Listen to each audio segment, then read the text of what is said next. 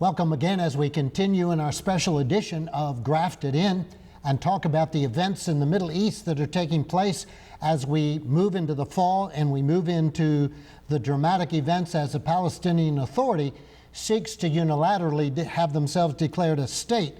Our last broadcast, we were talking about the independence of Israel. And Donna, you remember we talked about how as that infant nation pronounced itself according to, by the way, the laws of the United Nations, the laws of the League of Nations, every legal right that exists among the nations of planet Earth, Israel had every right to be a state. That's right. That was proclaimed in the Balfour Declaration. It was carried forth in the resolution at San Remo. It was ratified by the League of Nations. It was, in fact, ratified by the United Nations. The British Mandate, which, by the way, was the land that created Jordan, created Israel. Out of the mandate system came Lebanon and Syria and Iraq. All those Middle East nations, if Israel doesn't have a right to exist, none of them have a right to exist, because it all comes out of the same foundation. And people aren't being taught that in their history classes, but you need to understand the whole Middle East came out of the British and French mandates and were divided into nation states. And in fact, the British were charged with taking their mandate and creating a homeland for the Jews. We talked about in previous weeks how the British unilaterally decided to take 3/4 of that land and create the nation we now know as Jordan. They, by the way, didn't have a legal right to do that, but they went ahead and did it anyway. I've had people say to me, well, you know, the British promised the Arabs they could have a land. Well, they got a land. That's right. They didn't have a treaty, but they gave them a land anyway. They gave them the land of Jordan. Should the Palestinians have a state? Well, guess what? The Palestinians already have a state. It is called Jordan. And that was created for the Arabs. And out of the land that was supposed to go to Israel. Out of the land that was originally supposed to go to Israel. So Israel really has already given up. They've already given up land. They gave up tremendous land to create Transjordan, which became Jordan. That's where the Palestinians, that should be their homeland. By the way, the Jordanians don't want them there. It's Arabs not wanting Arab that created the whole problem. Right. So we talked about the fact that when Israel declared itself a nation in 1948, immediately Egypt and Jordan and Syria and Lebanon, all the nations around attacked this infant nation. And when you say immediately, it really was literally immediately. Oh, absolutely. It was immediately. Even though the nations of the world said Israel has a right to exist, the surrounding Arabs nations would not accept it, even though they were created, by the way, even though they were created by the nations of the world. That's right. And they attacked with the intent of destroying every Jew and destroying that infant state. That's right. Nothing has changed. No, it has not. Since 1948. Nothing in the Middle East has changed. The nations of the world said Israel has a right to exist in their God-given homeland. That's right. And since 1948, nothing has changed. Oh, the tactics have changed. How they go about it has changed. Now the Palestinians want to go and unilaterally declare a state. But by the way, in their charter is the destruction of the nation of Israel. The Arab nations never have, and to this point, never will accept the fact that the nations of the world said Israel has a right to the land. And more importantly, God says they have a right. That's right. Well, that war of independence ended on 15 July 1949 with Israel now having 8,000 square miles of land. Now think about that. In the light of all the Arab nations around, 8,000 puny little miles. That's right. Compared to that large mass that they were supposed to have. And compared to the whole Arab world that covers all of North Africa, all the rest of the Middle East. What is it about the Muslims that they do not want to accept the Jews in their own land? What is it about Islam that says, no, we want to kill every Jew, and we don't want them to have even a piece of what was their God-given homeland? It's absolutely amazing, and the world just seems to get caught up in things. Well, let's talk about their life as a nation. You know, our nation was birthed in a war. Yes, it was. And it was a war of independence. In our case, it was a war to become independent from Britain. That's right. Israel's case, it was a war to defend their right to exist as a nation. Yes. But our nation, once peace was declared, began to have a measure of peace. It wasn't until the War of 1812 that we had another war to fight. Right. Whereas Israel, after the armistice was signed, continued to have border attacks, that's right. artillery bombardment. Always. They've lived with that always. Now, Donna, you've been to the eastern shore of the Sea of Galilee. In fact, we were just there. We stayed at a kibbutz there. You remember that? Right. Yes, I do. Tell us a little bit about how narrow that is there.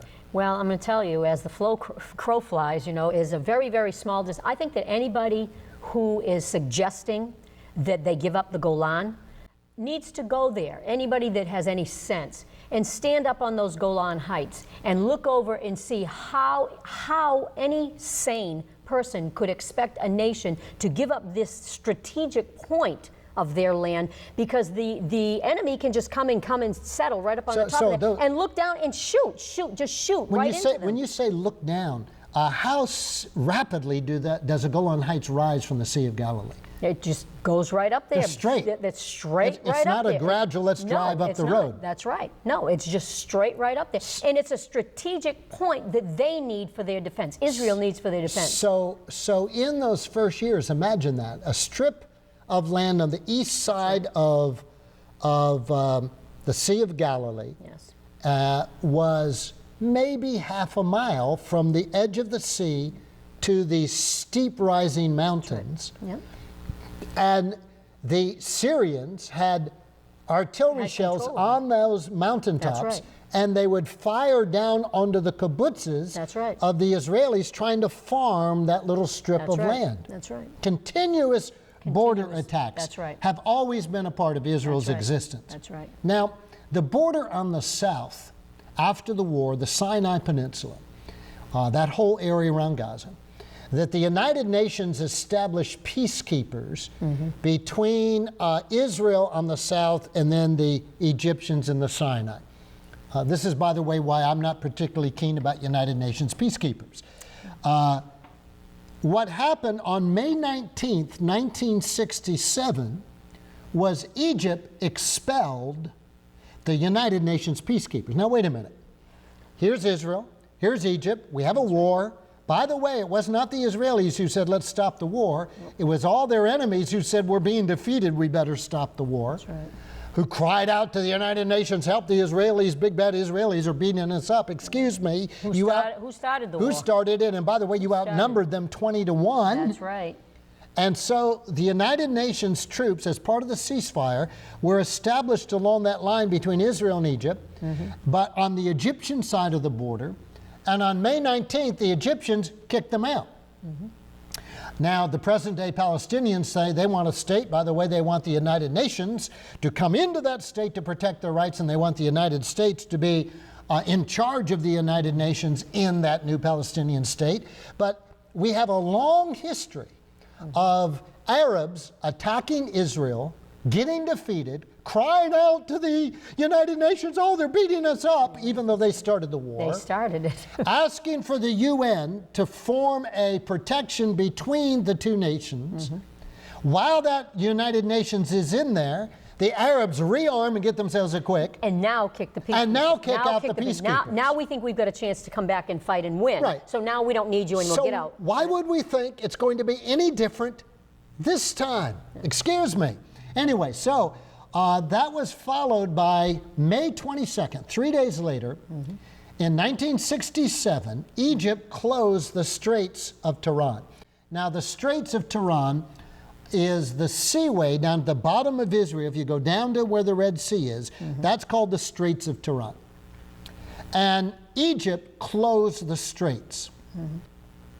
They blockaded it. Now, by any international law of this world, That's right.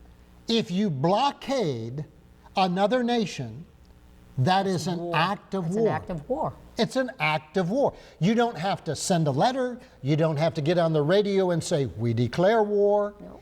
If you blockade another nation, by all international law, It's recognized. that is a declaration That's right. of war. That's right. So when people ask, when did the 67 war begin?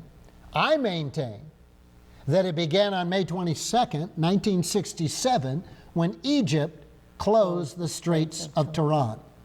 From that moment, Israel had a right to begin to bomb Egypt, That's right. to take out any of their military, because war had been declared. That's right. But they didn't. Because why? They hoped for peace. They're always hoping they're for the peace. ones always hoping for That's peace. They're the Again, only peace partners that have ever come and sat at the table. every single war, Israel has bent over backwards to That's try right. to stop the war, to get the war prevented. And in this case, even though they've been blockaded and could have declared war. I mean, we, the United States, if we were And blockaded. they would have good reason. That would have Absolutely. been a good reason for them to declare Absolutely. war. The next step was, while they were waiting, the armies massed at Israel's borders. In other words, from the north, the Syrian armies came down right to the border. From the Jordanian armies were already there. And the Egyptian armies came right up to the border. You're looking at maybe 80,000 to 100,000 troops massed on your border. You know, Don, I played a game years ago with my children called War. And in war, you kind of mass your armies, because if I decide to attack your country, I got to have more than you do. That's right. And so as you're playing the game, you know, you try to kind of secretively begin to move troops into a place. But, you know, when you see your opponent moving all his armies into a place, you know that's where he's going to That's try right. to He's attack. going to plan to You know attack what he's you. got in mind. Yes. And so the armies were massed on Israel's border. The Arab leaders began to call publicly, right out on the radio waves, They never have kept it hidden. They've for the always been pretty total publicly saying it. destruction That's right. of Israel. Now, let's pause and think. These Arab nations are supposedly members of the United Nations.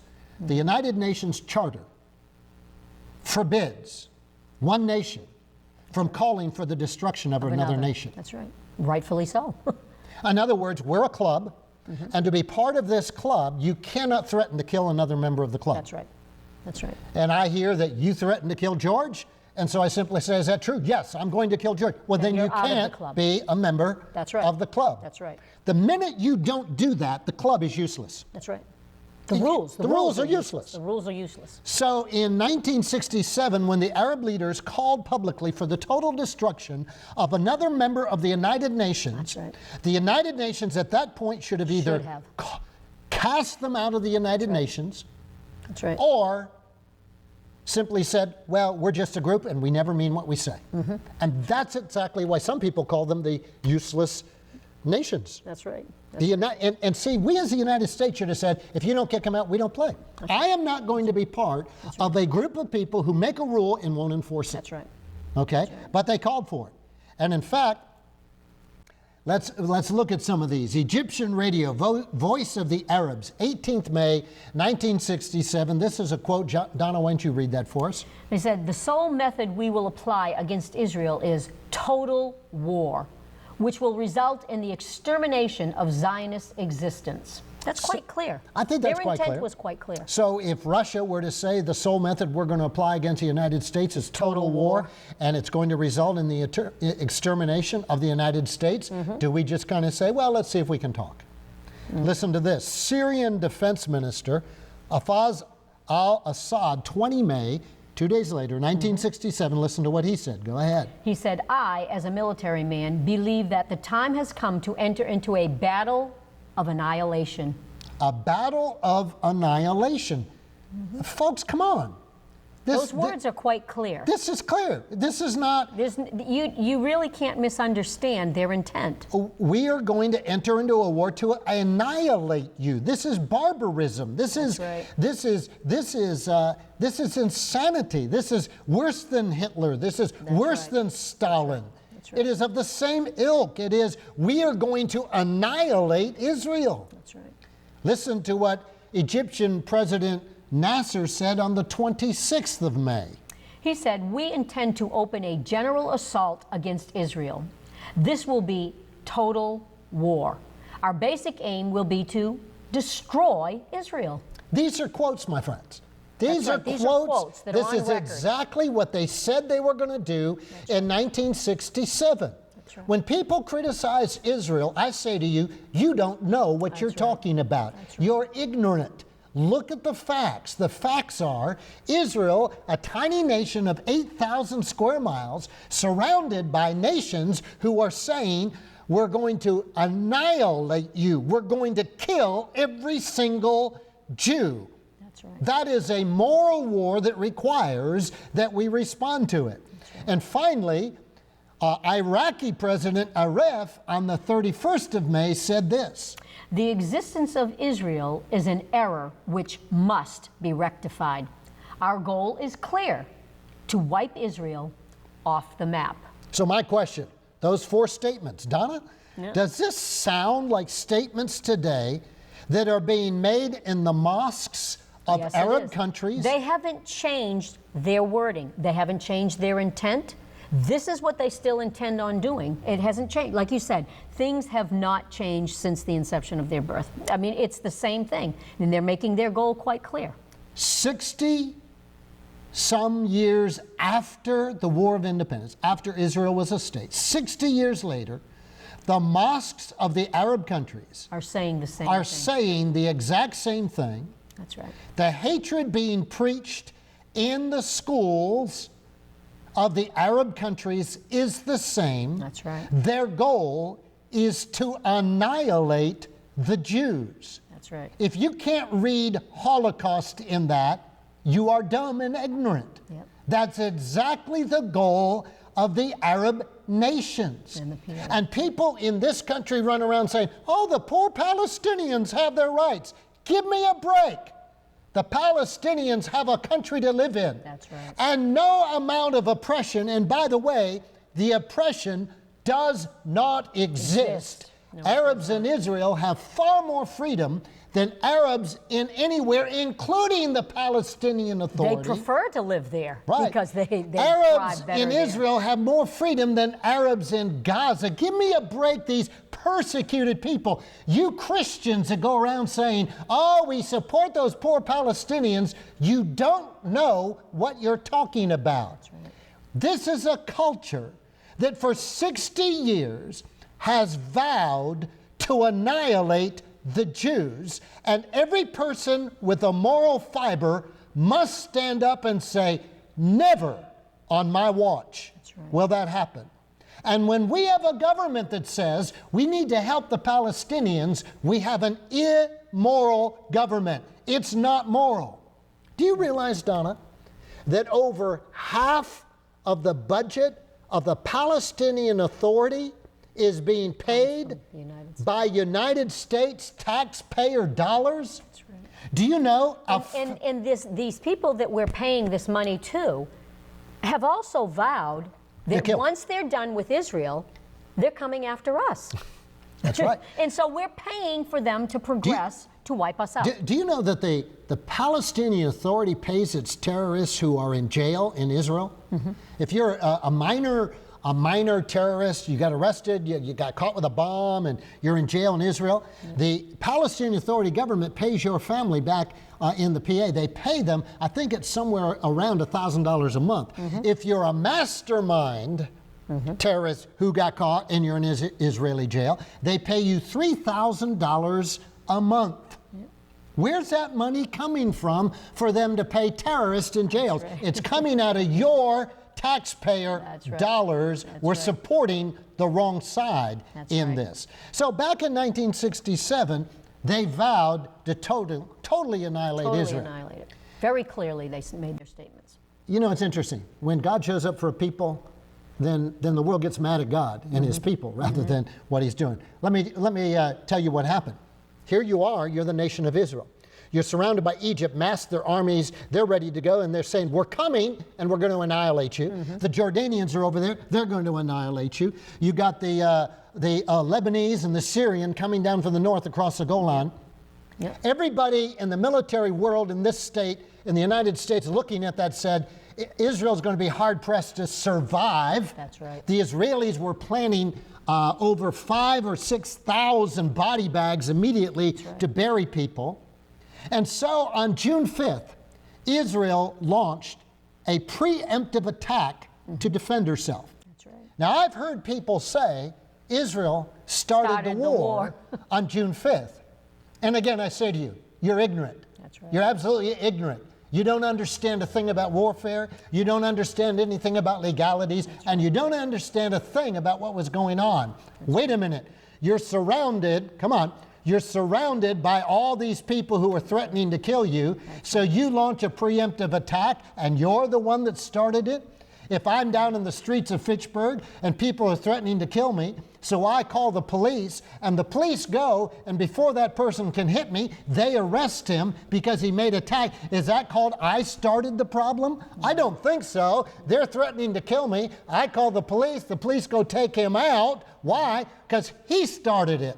That's right. The Arabs started the war of 1967. Yes, they did. And Israel, to defend herself, said, we're going to start by taking out the entire Egyptian Air Force.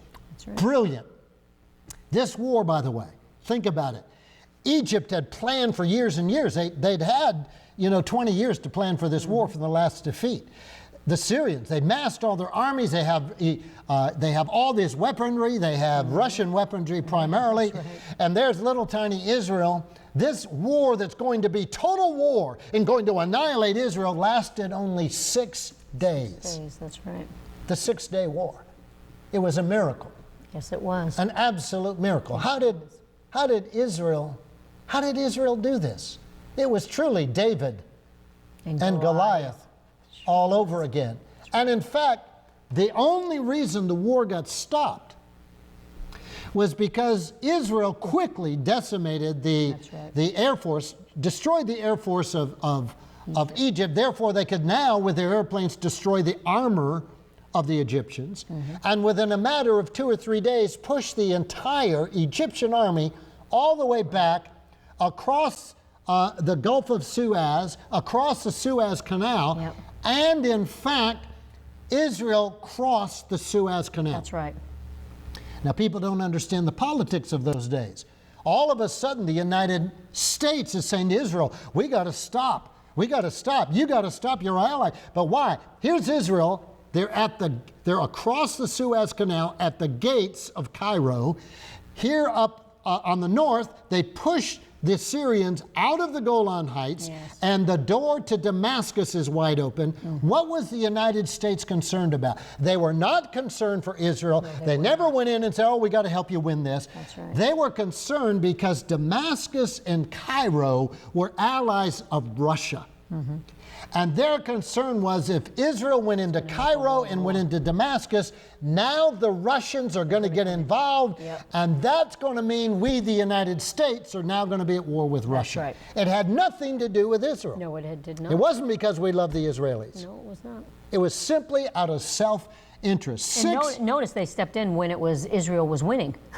That's right. That's when they came well, in. And not by when the they way, heard all across that front, on 3 fronts, tiny Israel was winning.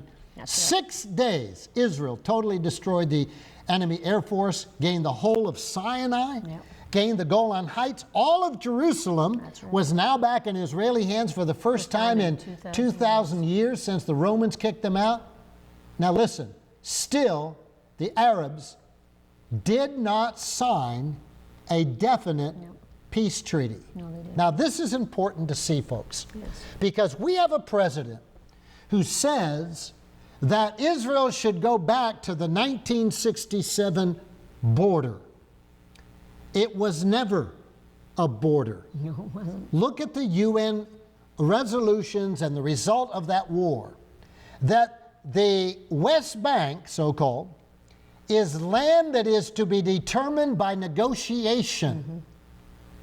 There never was a border there. That's right. The Arabs did not sign a peace treaty. In other words, literally, the Arabs and the Israelis have been at war for 25 years. There's just an armistice, a truce, but there's no border. That's right. You know, there's a border between North and South Korea. There wasn't. There was a war going on. And then there was a truce. And while there was a truce, they were negotiating what is going to be the border. Right. And little wars would break up in this period of the truce. Why? Because they were trying to establish the border. But in a matter of 3 to 5 years, the border was established, and no one questions the border That's right. between North and South Korea. That's right.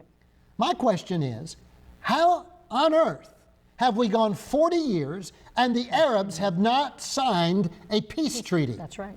Because the United Nations has allowed it to be that way. That's right. Absolutely amazing.